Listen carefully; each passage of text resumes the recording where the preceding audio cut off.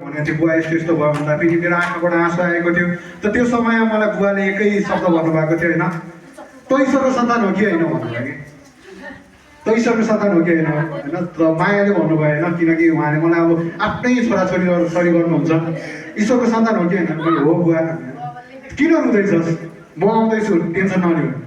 अनि मैले बुवालाई भने म हस्पिटल एडमिट हुनु लाग्यो होइन, म घरमै आउनु लाग्यो, बुवा आउनु पर्दैन, त्यहीँ आएर त्यहीँ घरमै भेटौँ भने म त्यहाँबाट गएँ।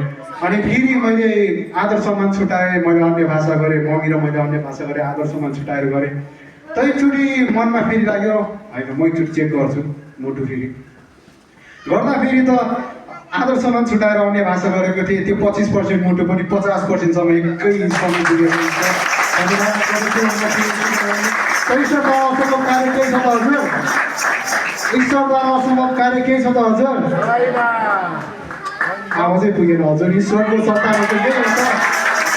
ईश्वरद्वारा असम्भव कार्य केही छ त हजुर? ईश्वरको सन्तानको जय जय होस्। परमेश्वर पिताको, ईश्वरको सन्तानको, परमेश्वर पिताको ईश्वरलाई धन्यवाद गर्दछु मसीहको नाममा। हालत त जीवनमा आइ नै रहन्छ होइन, जति नै ईश्वरको महिमामा हामी जुट्दै गयौँ त्यति नै हालत पनि आइरहन्छौँ होइन, आइरहन्छ। त्यो हालत आउँदामा होइन कहिले पनि नआत्तिनु, किनभने त्यो हालत त हाम्रो झन् उन्नतिको निम्ति आएको हालत हो। त सम्झिनुहोस्, एउटा नर्मल दुध, जुन एउटा दुध हुन्छ नि, सामान्य दुध, त्यो दुधलाई पनि चलाउँदै जाउँ त्यसलाई दुःख दिँदै जाउँ होइन, त त्यो दुध पनि दही बन्छ है। त्यो दहीलाई पनि चलाउँदै जाउँ त्यो दही पनि मही बन्छ होइन त। त्यो महीलाई पनि चलाउँदै जाउँ त्यो नौनी बन्छ, त त्यो नौनीबाट के बन्छ त? नम्बर 1 को घिउ बन्छ होइन हजुर। त त्यो सामान्य दुध र सब लेभलको घिउ बन्छ भने हामीलाई पनि त्यो दुष्ट चैनाले चलाउँदा के भयो हजुर? ईश्वरले झन् टपको सन्तान बनाउनु भएको छ। त ईश्वरलाई धन्यवाद गर्दछु। यति खुसी लाग्छ होइन, त्यो ईश्वरको सन्तान छु त आज तपाईँहरूको सामु बसेको छु। नत्र त्यो धुलो पिठो भएर म पनि त्यो माटोमा मिसिन्थ्यो होला, त हार खान्थ्यो होला। त जीवनमा यति समय होइन कतिचोटि पनि आयो कि झुन्डेर पनि जाउँ जस्तो लाग्यो कि कहिले त यसो हेर्छु, सिलिङमा हेर्छु, झुन्ड्यो कि के हो जस्तो लाग्छ कि मनमा यतिसम्म बनाउँछ। तर फेरि एक साइडबाट होइन अर्को दिमागले सोध्छु, म त ईश्वरको सन्तान हो, मेरो मन कमजोर छैन होइन, म भित्रमा म कहिले पनि हारेको छुइनँ र मलाई ईश्वरले हार्न पनि सिकाउनु भएको छैन होइन। त हजुरलाई सिकाएको छ त ईश्वरले हार भनेको छ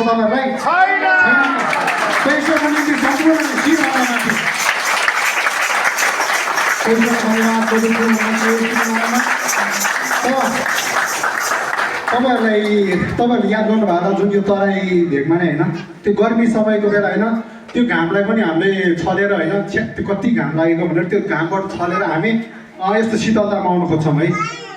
त त्यो घामलाई छलेर होइन शीतलतामा आउनु खोज्छौँ भन्ने होइन। त्यो हिजोको दिन हामीलाई पनि त्यो फलाना ढिस्कानाहरूले अलिकति हालत आउँदाखेरि, हालत कमजोर भएको समयमा होइन छ्या भनेको थियो त होइन। त आज हामीलाई नै खोजेर होइन, तिमीहरू कहाँ गएको छ म पनि त्यहीँ जान्छु भनेर होइन भनेर हामीले खोज्न समय योग्य नै ईश्वरले बनाउनु भयो कि। साथै मलाई किन ईश्वरप्रति एकचोटि ताली नै पुगेन जस्तो लाग्यो कि।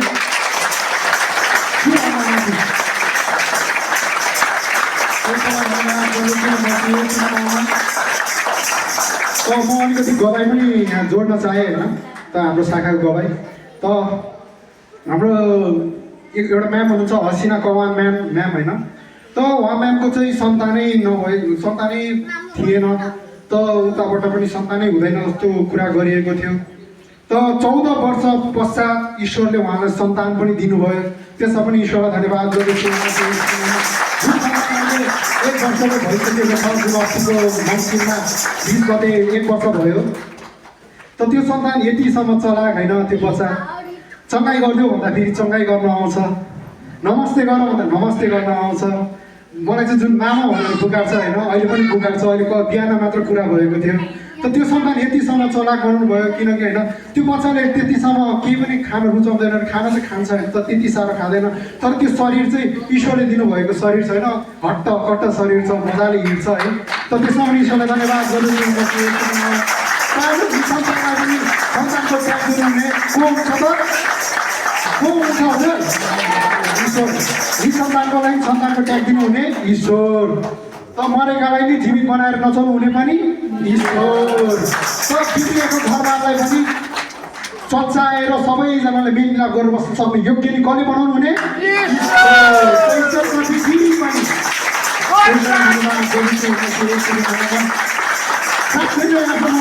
धेरै खुसी लागिरहेको छ।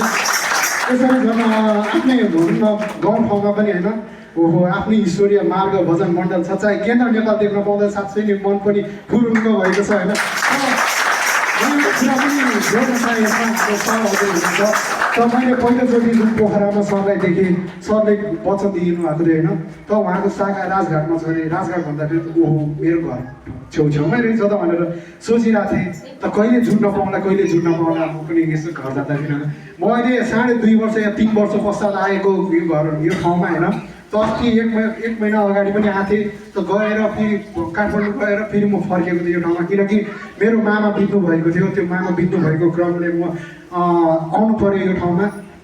त आउँदाखेरि आज घरमा त ठुलै निकै काम चलिरहेछ, जुन मामा बित्नु भएको 7 दिनको काम होला सायद, ईश्वरलाई धन्यवाद। त म चाहिँ त्यो काम छोडेर होइन, म चाहिँ अब ईश्वरको महिना गर्न सक्दिनँ भनेर म आज अमिता म्यामलाई कन्ट्याक्ट गरेर अमिता म्याम गएर हाम्रो सर हुनुहुन्छ होइन, उहाँ सरसँग पनि कन्ट्याक्ट भएर सरले मलाई यो ठाउँमा पनि ल्याउनु भयो। सरप्रति पनि ईश्वरको भरिपूर्ण आशीष धन्यवाद गरेको सरको गवाई पनि जोड्न चाहेँ।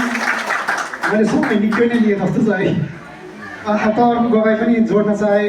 त अर्को गवाई चाहिँ हाम्रो अभिषेक सर भन्ने हुनुहुन्छ होइन, अभिषेक दर्नाल। उहाँ सर पनि क्यान्सरको पीडित हुनुहुन्थ्यो, किडनी पनि फेल थियो उहाँको पनि, हेपाटाइटिस बी पनि लागेको थियो।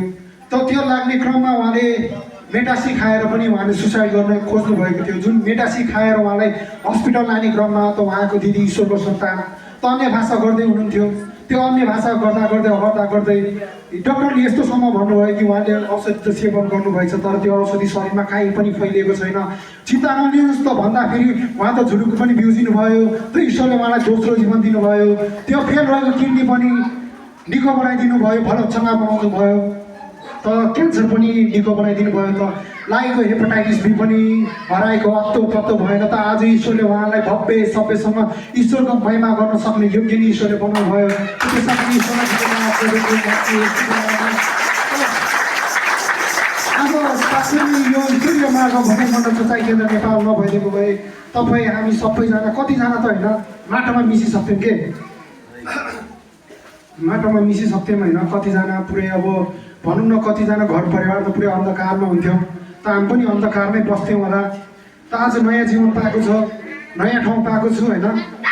त मलाई फेरि पनि यो ठाउँमा ल्याइदिनु हुने, मलाई यो सच्चाइसँग चिनाउनु हुने सङ्गीता म्यामलाई पनि टाढैबाट भरिपूर्ण आशिष त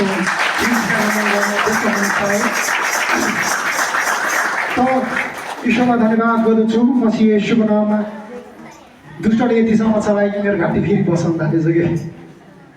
ईश्वरलाई धन्यवाद। म अलिकति पानी पिउन चाहेँ ल, अलिकति पानी पिउँछ है।